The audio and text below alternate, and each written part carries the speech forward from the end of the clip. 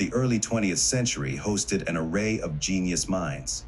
When you think of geniuses from the 20th century, your thoughts probably jump to Albert Einstein or Carl Sagan, possibly even Nikola Tesla.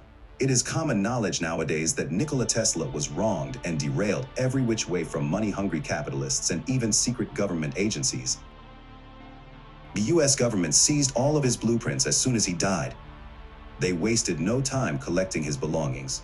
It is impossible to know how much the US government still keeps classified. However, under much public scrutiny, the FBI did release a few pages of his files.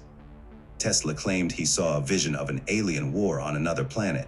There are also claims swirling around that Nikola Tesla might have actually been from Venus, which is why some of his technology was seen as being very futuristic, and also why many governments had close eyes on him.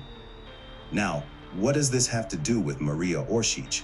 Well, she was in a similar realm of inventions and esotericism as her male Croatian counterpart. Before we get into this topic, I just want to make clear that Marija ORSIC wasn't a National Socialist or anything of the sort. She was actually against the way Hitler ruled. She also was not a witch or a Satanist or anything of this sort either. Heinrich Himmler actually ordered her execution a few times, but Hitler always stood up for her and overturned this order. If anyone in the Third Reich was satanic and went against the quote Catholic principles the Reich was built upon, it would be Himmler himself. He actually was into drinking blood from human sacrifices. One last thing before we get started, Wernher von Braun saw ORSIC repeatedly, obviously aware of her abilities, and confessed that she helped the German engineers develop the crazy things they did. For reference, after the war, Wernher von Braun spent his time at NASA and led the US to landing men on the moon. Okay, here we go. So sorry for that long disclaimer, but I needed to get some facts out first, so you approach the video with an open mind.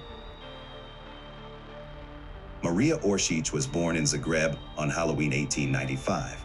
At age 19, she had a coma and had her first contact with what she called beings of light. She became a medium, speaking between an alien race and humanity. Marija ORSIC had very long hair, as well as her colleagues in the VRIL Society. This was believed to be the antenna they used to communicate to the alien-like beings. At the time, this hairstyle was not very popular. So, if you saw a young girl with very long hair with horse braids, it was safe to assume they were part of the VRIL Society. ORSIC never drank alcohol. She was also a virgin her whole life, as she thought having sex would ruin her purity, and subsequently not be able to receive any more messages. Reports claim many Nazi soldiers and officers made advancements toward her, but she sternly rejected every single one of them. People described her when she would go into her trance-like state. She would sit in a chair and her eyes would roll back to the back of her head. She would either write down what they were telling her in some ancient language, or they would speak through her. You could tell it could not be her because most voices were men. Sometimes even more than one being talked to us. Some people only came because they did not believe her abilities, but, oh my, were they disproven. ORSIC would receive plans and blueprints from these alien beings who told her they were from the planet Aldebaran. She would then write down these plans for an anti-gravitational flying machine. However, when she awoke from her trance-like state, the writing was all in a language she had never seen before, much less understand. Reich scientists and historians realized it was written in Sumerian and translated the plans. This birthed the blueprints for various Nazi wonder weapons, including Die Glock.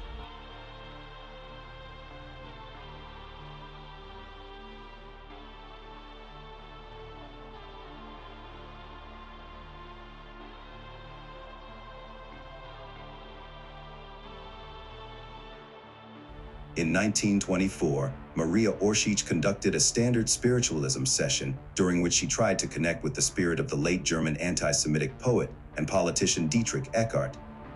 She successfully established contact with him, and he possessed her body, after which he suddenly began to tell the following story.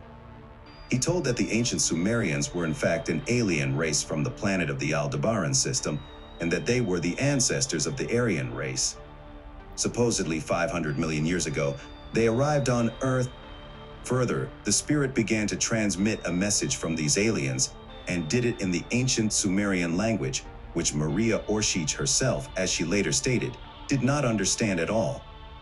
All this seemed extremely convincing to those gathered at the session, and even some very skeptical participants in the meeting believed this, including the most senior among them, Hitler's deputy for Nazi affairs, Rudolf Hess.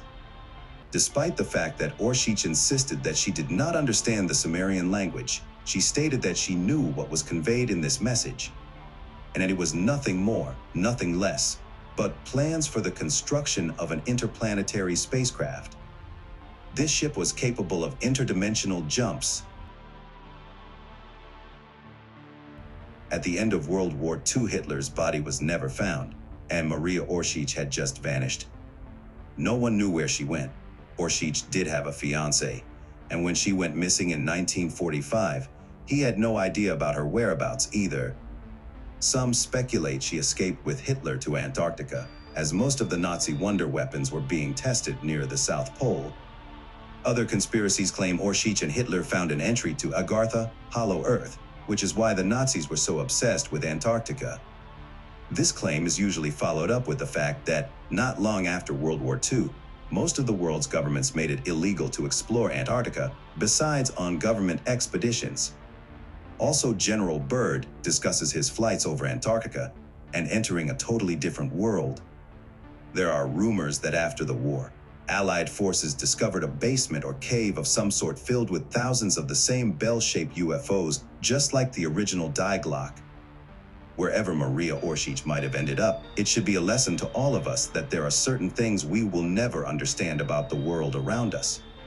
Millennia's worth of legend and conspiracy spanning the fall of various glorious empires and kingdoms has come full circle and reignited less than only 100 years ago. Is this a coincidence? Is this just some shot in the dark by the Third Reich to acquire what they believe is ancient alien technology? Is the past, present, and future more interconnected than we think? We will probably never know as long as we keep our attention on petty politics and what color dress a random celebrity wore to the Oscars. However, we live in a time where technology is at your fingertips, and you are able to access information in a matter of seconds. We are all able to do our own research and spread awareness on these types of topics, and that is a great thing we have in this modern world of ours. Please don't forget to subscribe and like the video if you learned something today. It is greatly appreciated. Comment what topics you guys want to be discussed next.